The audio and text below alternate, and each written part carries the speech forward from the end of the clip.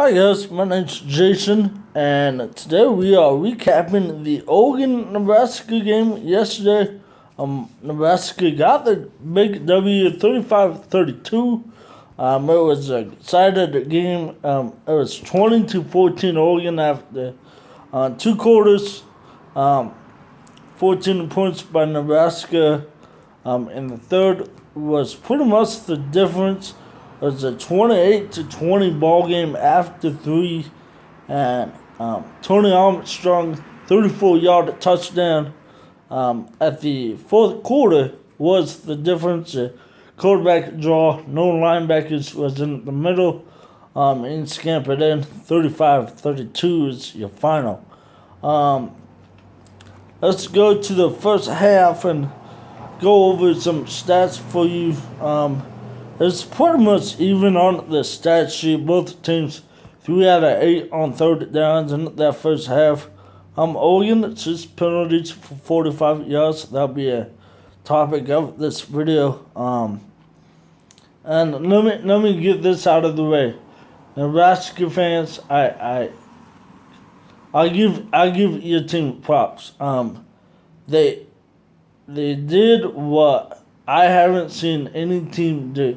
They outdueled Oregon in a shootout, and I haven't really seen that. I think when Oregon scores 30 points, they're undefeated in the last not 30 years, but 5 years, and Nebraska outscored Oregon and did it in a shootout. So I'm really impressed with that.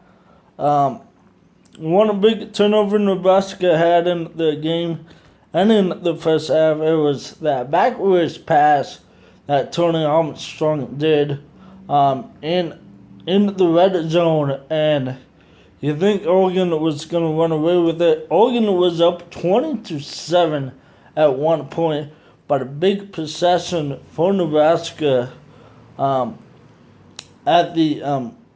the red zone. Oregon stopped them on the third and goal, but a pass interference penalty on Residano's, I believe, kept that drive alive, and they got a touchdown. Tony Armstrong hit Camp in the corner of the end zone and brought it in. Let's go over some final game stats. Back to halftime stats real quick. Nebraska 62 yards at halftime, thinking, all right, we're doing a good job stopping the rush. They did finish with 228 on the ground, so we gave up about 140, 160 in the second half defensively. We'll talk about Oregon's defense later and why I believe that Oregon will be okay this season. Both teams throughout the game was good on third down. 5 for 14 for Oregon, 5 for 13 for Nebraska. 30 yards, Oregon, 4 out of 8, 482 total yards. Nebraska, 428. Passing advantage, Nebraska, 200, 146. I listened to the game on the car ride. I had a family function to go to yesterday, but it really seemed that Oregon got away from the pass. Yes, I know that we lost Royce Freeman in the beginning, more on him later, but we were really dominant on the run. And I don't know if Mark Helfrich had less confidence on Dakota. I know Dakota was hesitant on what he was seeing, missing some reads and whatnot. So that was a little alarming for me, but not as much. Oregon does finish with 336 yards rushing, 228 rushing for Nebraska. Both teams has 47 rushing attempts. Oregon 7 yards per rush. Nebraska 4.9, little under 5 yards. And the biggest stat of this ball game, Oregon has 12 penalties for 124. And you can't win anywhere doing that. Because you look at the stat sheet, Oregon has the advantage of what's equal to Nebraska. So you look at Oregon should have won this game by 10, but 12 penalties won at 24. And like last week, a lot of those penalties are on third down. You stop Nebraska, but a flag gives them the first down. I'm not taking away anything from Nebraska. They earned this win. I'm not taking away anything from them. But at the one hand, is if you think that Oregon cuts down on those penalties, they walk away with the win. Listening to a couple press conferences last night, Oregon felt like they saw them in the fit, whatever it is, offensively, with penalties or whatnot. Something that you can't do on the road. Dakota Prukop, 14 out of 23, 146, 20 Ks, 97 yards. And this is the first time in 85 games that Oregon has not thrown a touchdown pass. Kenyon, meanwhile, he played great in the absence of Freeman. Freeman was out there for 2 series, but he got hurt. Early word, it's an ACL. So he might be done. His Oregon career might be done. He is a junior. He could go to the NFL draft. But if we lose somebody, I'm happy that it's a running back because we are extremely deep. Benoit had a big runs. Tony Rick James had a big runs. Ty Griffin has a big Western touchdown to make it 20-7 yesterday. Tony Armstrong, 17 out of 33. 200 yards, 3 touchdowns. 16 carries, 195 on the ground. 16 carries, 95 yards on the ground. Zebo, 21 carries, 95 yards. I thought we did a pretty good job stopping the run. You look at the final numbers, he had 228, but like I said, they average 5 yards per carry. That's right at the borderline what you want. You want that number under 5, 4.5 to 4. So, Nebraska goes 3-0, Oregon goes 2-1. Let me talk about the feature. Nebraska has Northwestern, big game, coming off of a more emotional win. Nebraska has an opportunity, I truly believe, win the West Division. We saw yesterday Iowa lost to North Dakota State. I know a 5-time national champ, but still in the FCS team.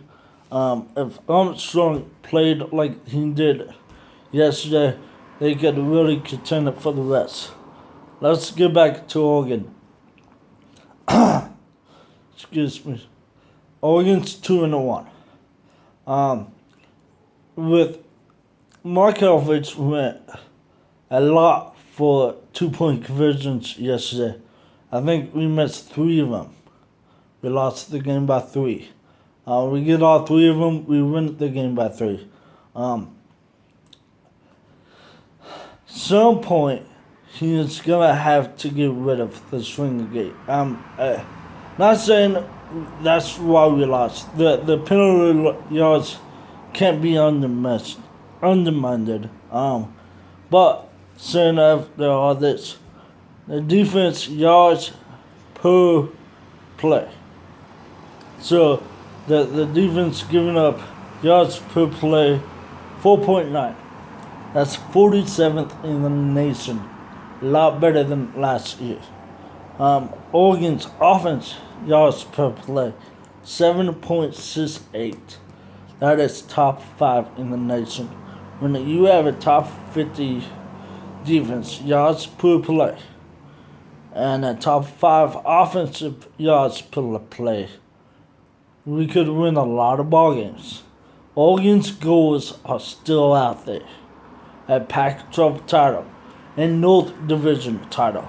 And if we win out, and possibly a playoff spot. But a New Year's Six Bowl, if we win the Pac-12. That's still out there. I still believe that this Oregon team can win the Pac-12 title. I'm not bashful of saying this. We still have Stanford coming here. All of our big games, Colorado, Stanford, Washington, USC, seeing the USC play 2 big games they haven't played out.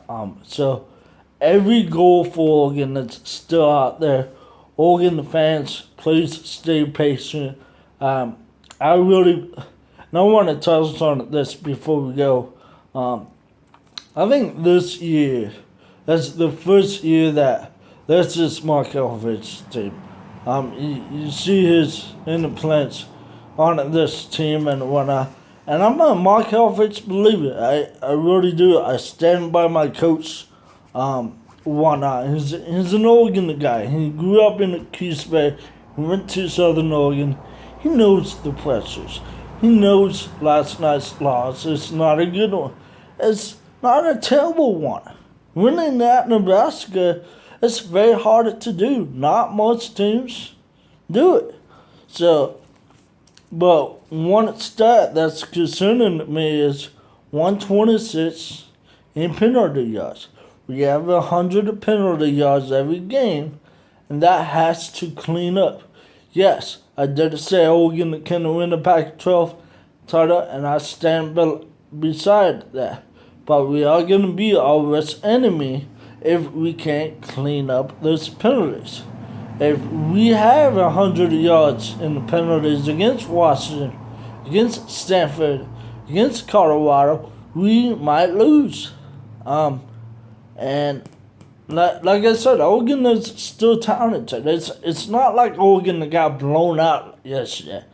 Okay, they had an opportunity to win or tie at the end of the ball game, and all you could say is Oregon tried. And Oregon did its best, and hey, you would love Oregon to get the victory, to be 3-0, but at the end of the day, we're 2-1 and going into Pac-12 play, and everything is up for grabs. I still believe there's no watching the Pac-12 teams through 3 weeks. There's no team that's on our schedule that says, "Wow, we can't beat that team." But there's not. We could beat every team that's on our schedule, and we can't. And I'm not being a cocky. It's the truth. It's the truth. What defense is gonna hold us on the 30 points? It's like I said, Oregon. Everything's out there for Oregon. Pac-12 title, North Division title, possibly a playoff bet. So Oregon plays Colorado next week. Soon I have a video for you guys on Wednesday previewing that matchup. My name's Jason. Give me your thoughts. What does Oregon season looks like at the end? Am I wrong? Am I being a cocky? I don't believe it. So, like I said, Oregon top in offense, top 50. I still believe that Oregon's defense is a lot better than last year. So, once again, my name's Jason. Have a great day, and go Ducks, and I'll see you next time.